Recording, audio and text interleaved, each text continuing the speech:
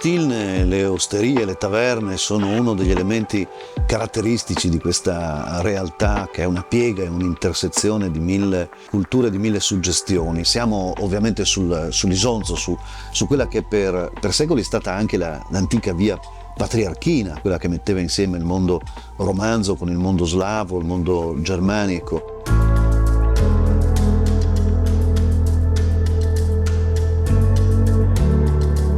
Qui da sempre si sono incontrati tutti, l'intellettuale, il filosofo, il giornalista, lo scrittore, il vino terrano, la slivovica, la possibilità di inebriarsi di canto, di letteratura, luoghi aperti a qualunque avventore.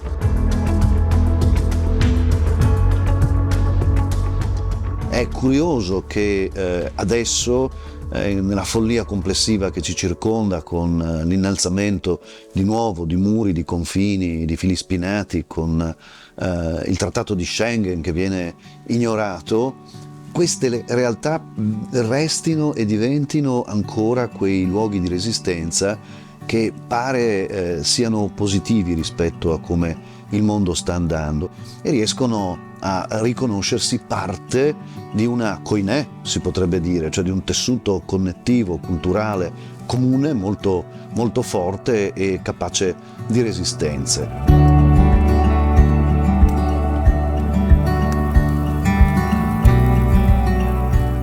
Mi piace aggiungere anche che molto spesso in luoghi del genere le nuove generazioni si incontrano con le generazioni più vecchie. Gli studenti si inventano festival di letteratura tra poesia e vino in tutte le lingue di questa terra, in tutte le lingue plurali di questa terra. È la via dell'Isonzo che da secoli, da millenni anzi, continua ad innervare l'Europa e ad essere, e di questo sono molto convinto, proprio il ponte, l'interfaccia tra l'Oriente più lontano, i Balcani, l'area caucasica, l'Alto Adriatico, quindi la cultura del Mediterraneo, e la meraviglia del loro incontro e della capacità di inventarsi mondi proprio più attraverso gli abbracci che i respingimenti.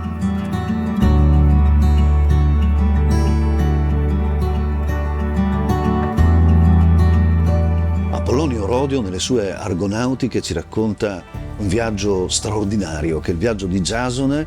che va alla ricerca del mitico vello d'oro, cercando di rappresentare forse quel destino dell'Occidente di essere rapace, rapinatore dei sogni dell'Oriente. Giasone passa di qua, tornando dall'arco del Mar Nero settentrionale, imbocca la strada del Danubio e passa in territori dove mai si è vista una vela nera né una nave.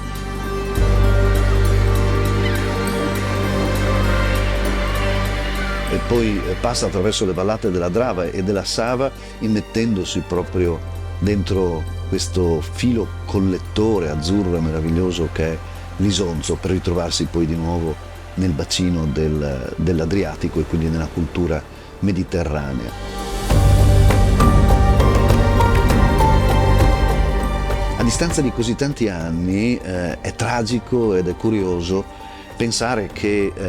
quelle ombre di un'umanità minore attraversano la stessa strada, compiono gli stessi tragitti. Sto parlando ovviamente della rotta balcanica, della via balcanica.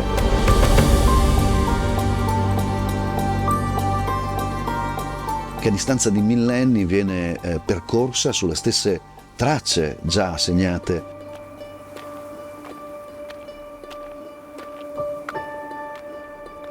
un'umanità desolata, macinata dalla storia, dalla sua crudezza e dalla sua ferocia. E lo chiamano il gioco, lo chiamano the game, perché sono quasi dei birilli. Approdano a Trieste, finiscono nei silos di Trieste, dove la storia si dimentica di loro e tornano ad essere delle ombre.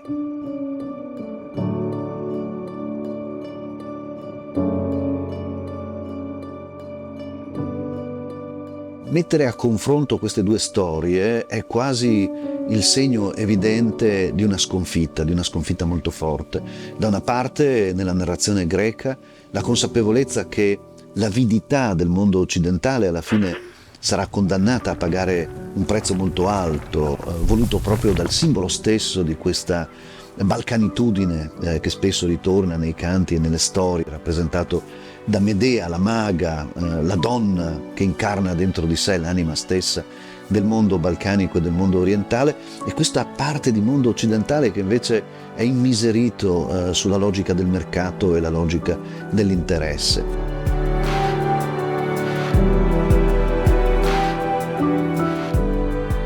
Un'Europa che è diventata fortezza, un'Europa che si è dimenticata probabilmente della sua anima plurale e che non è più capace di immaginarsi l'incontro con mondi che appaiono lontani ma che in realtà parlano di ciò che noi avremmo potuto essere e probabilmente abbiamo inevitabilmente perduto.